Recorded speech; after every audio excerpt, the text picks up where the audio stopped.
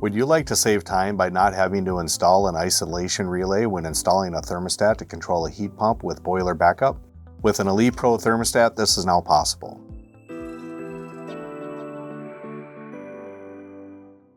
Hi, I'm Chris from Resideo, and today I'll show you how you can use an ElitePRO thermostat to directly control a heat pump with a boiler backup without an isolation relay. This easy solution uses the least amount of equipment possible to control a heat pump with boiler backup, even when using an equipment interface module, otherwise known as an EIM. First, I'll show you how to wire and configure a heat pump and boiler to be controlled directly by the thermostat. Then I'll show you how to do the same thing when using an EIM. Let's begin by wiring the system. You'll find the heat pump with boiler wiring diagram in the wiring section of the installation manual.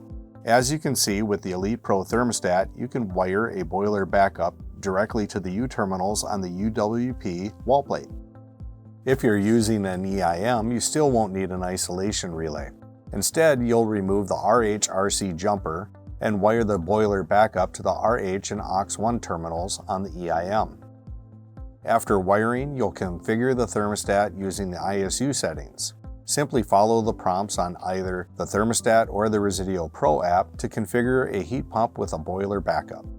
When you get to the ISU setting, Terminal Assignment for Backup Heat, you'll assign the boiler backup to the U terminals on the UWP wall plate. You won't see this setting if you're using an EIM. The thermostat automatically assigns the auxiliary heat to AUX1 when the heat pump with boiler backup is selected.